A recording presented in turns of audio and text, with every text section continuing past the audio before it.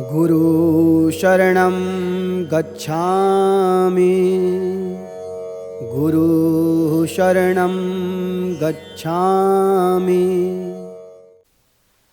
नारायण हरि गुरुदेव। श्री नारायण हरि। सभी श्रोतागण, आज हम आए हैं दंडी आश्रम पूज्य गुरुदेव के दर्शनार्थ। पूज्य गुरुदेव दंडी स्वामी ललितानंद तीर्थ जी महाराज के मुखारविंद से आज हम जानेंगे यज्ञ के आध्यात्मिक महात्म्य को। पूज्य गुरुदेव। नारायण सभी के ऊपर कृपा बनाए रखें, सभी आनंदित रहें, प्रसन्न रहें और अध्यात्म जगत में प्रगति के पथ पर अग्रसर हों। देखिए, यज्ञ के बहुत सारे स्वरूप हैं जी। अध्यात्म के क्षेत्र में। इसका कुछ राजनीतिक महत्व भी रहा है आदिकाल से। जी। जैसा अपना प्रभुत्व स्थापित करने के लिए, वहीं से मैं बात आरंभ करता हूं। जी।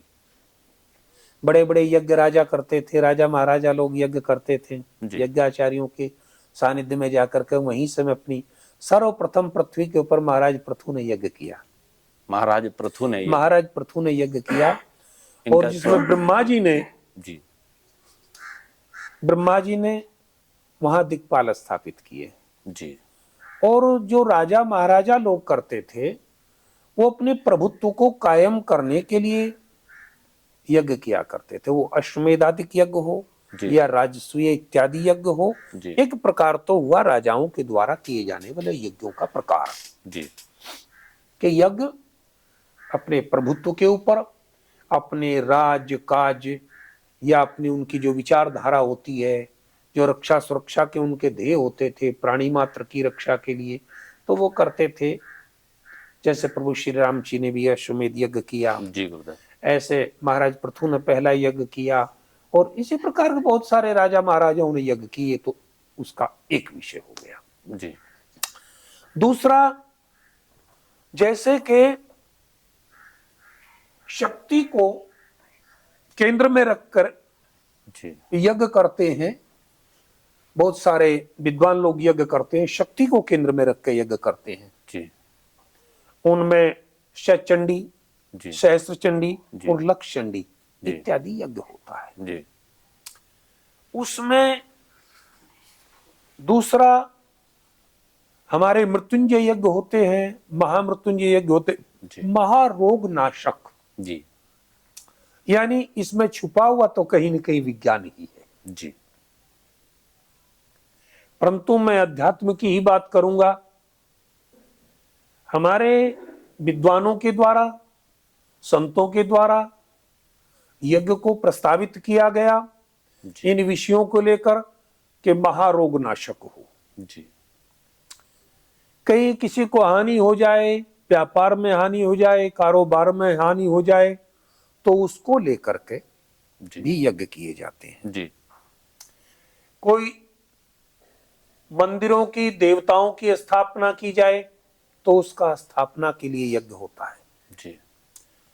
मूलतः यज्ञ में जितना जप किया जाता है, जी, अध्यात्म जगत में जिस मंत्र का जप किया जाता है, जी, उस पूरे जप का 10वें हिस्से का यज्ञ किया जाता है। जी। जैसे किसी ने दशांश, 1.25 लाख मंत्र यानी सीधे ये मानिए 1000 पर 100 आहुति हमारी हो जाती है यज्ञ के लिए। हमें आज्ञा मिल जाती है कि यदि 1000 मंत्रों का जप किया तो फिर हम 100 आहुति देने के अधिकारी बने। जी। अब इससे आगे चलिए। जी। हमें उपलब्धि कितनी है 1000 के ऊपर, यानी 1000 मंत्र का यदि जप करके हम यज्ञ करने जा रहे हैं तो उपलब्धि कितनी है? उपलब्धि ये है कि हमने 100 मंत्रों का तो हवन कर दिया। जी। अब यज्ञ का तर्पण करेंगे तो 10 का तर्पण करेंगे। 100 में से 10 का हम तर्पण करते हैं। जी। और तर्पण के बाद में जो मार्जन है जी, वो फिर 1 का करेंगे। 1 मार्जन, यानी कि 1000 पे 100 आपने, ये मान लीजिए यदि हमने 1000 मंत्र जपे और 100 आहुति हमने दी जी, तो हमारी उपलब्धि, संपूर्ण उपलब्धि 1 मंत्र के बराबर हुई। जी। सीधा अर्थ है। तो विभिन्न ग्रहों की शांति के लिए जी जैसे जैसे जन्मानुसार, देखिए हमारे 27 नक्षत्र होते हैं जी और 27 नक्षत्र के हिसाब से ही चरणबद्ध तरीके से नक्षत्रों के स्वामी होते हैं जी और स्वामी ग्रह होते हैं। जी उन जब जब कोई किसी ग्रह विशेष में जन्म लेता है और वो कष्टकारी होता है, जी मान लीजिए मूल नक्षत्र में, गंडात नक्षत्र में बालक का जन्म हो गया, जी 6 नक्षत्र होते हैं, जी उन 6 नक्षत्रों को नक्षत्र भारी पड़ता है, जी तो उसकी शांति के लिए, ये हमारा आध्यात्मिक क्षेत्र है, जी उस मूल विशेष मंत्र का जी जप करते हैं, जी जब दशांश का यज्ञ करते हैं जी और उसकी शांति हम मानते हैं, हमारी मान्यता है, जी सनातन मान्यता है कि वो शांति होती है। जी इसी प्रकार से अब कोई कष्ट हो जाए, कोई शारीरिक बीमारी हो जाए, तब उसके लिए शांति के लिए हम महामृत्युंजय नामक मंत्र का जप करते हैं। जी अब ये महामृत्युंजय मंत्र सामान्यतः इस प्रकार बोला जाता है, ओम हों जों से भूर्भुवः स्वः त्र्यंबकं जजामहे सुगंधिं पुष्टिवर्धनम् उर्वारुकमिव बंधनान् मृत्योर्मुक्षीयमामृतात् स्वे वो भूर्सः जों हों ओम स्वाहा। ये इसमें पूर्ण बीज मंत्र मंत्र है। लगते हैं, ये पूर्ण इसका मंत्र होता है महामृत्युंजय, ये महारोग नाशक। शुक्राचार्य जी ने हाँ, हमारी मान्यता है इस प्रकार से ये महारोग नाशक है। जी जब कोई हमें रास्ता ना मिले, ऐसा कोई भयानक रोग हो जाए, तो उस प्रकार से उसकी शांति के लिए ये कर देना चाहिए और कर लेना चाहिए।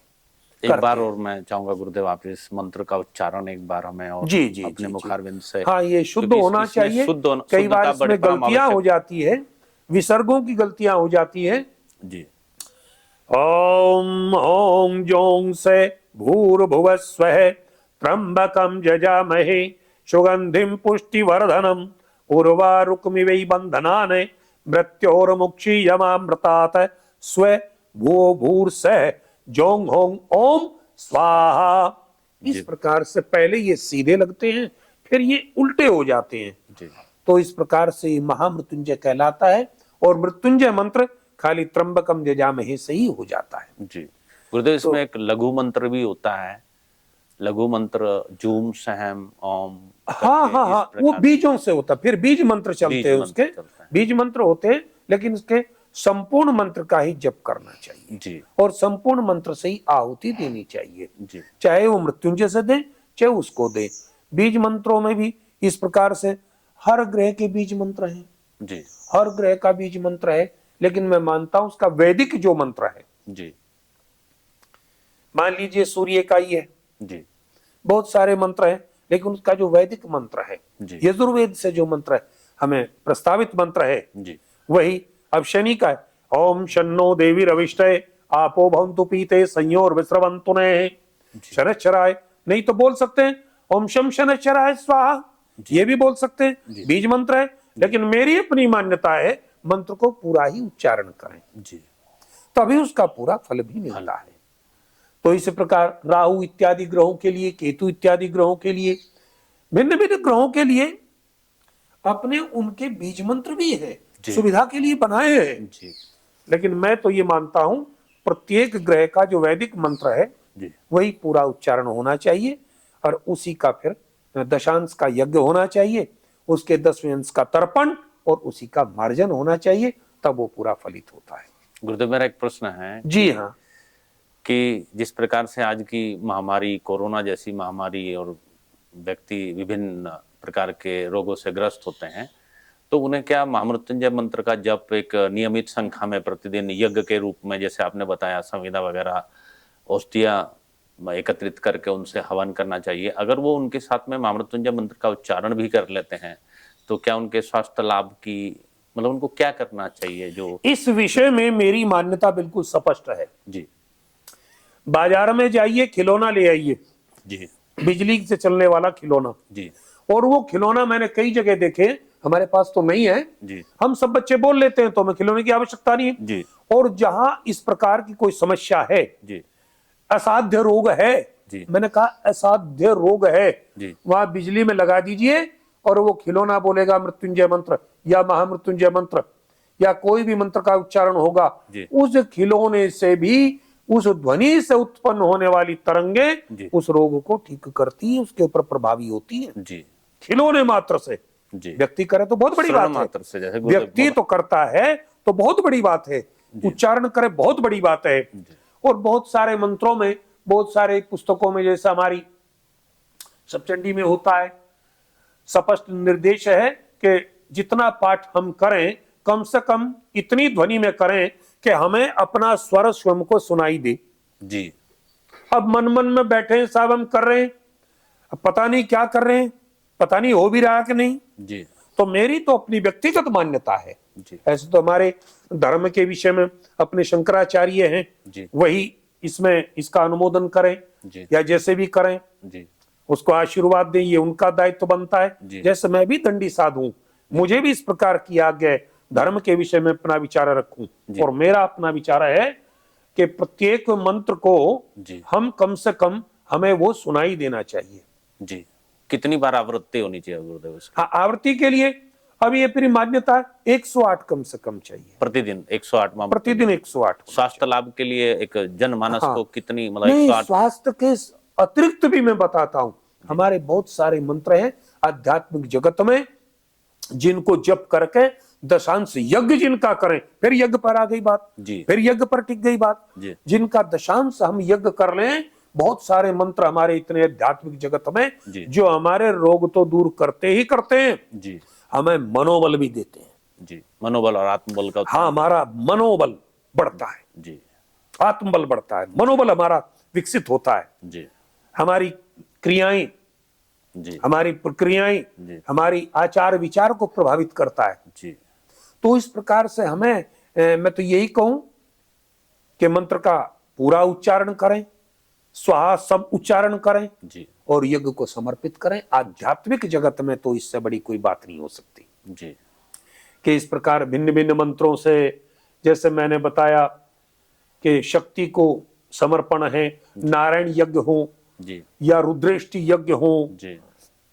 और इसका तो हमने भी कई बार कराया। 31 मार्च से जी। हम भी जी। रुद्रेष्टि महायज्ञ कराने वाले हवनात्मक, जी। जैसे होते हैं जपात्मक और दूसरा होता है हवनात्मक, जी। दैनिक यज्ञ जिसमें हो। जी। और मैं यज्ञ को ही प्रधान मानता हूं। जी। जितना हम करते चलें उतना ही यज्ञ में आहूत मंत्र होती रहे, उसी प्रकार से आहुति भी चलती रहे, यज्ञ भी बराबर चलता है निरंतरता के साथ में, तो और सुंदर वातावरण होता है मंत्र का, और अधिक फलित होता है वह मंत्र। जाप किया गया मंत्र, उच्चारण किया गया मंत्र यज्ञ के साथ साथ चलता रहे और ज्यादा फलित होता है। जी। ऐसा मेरा मानना है।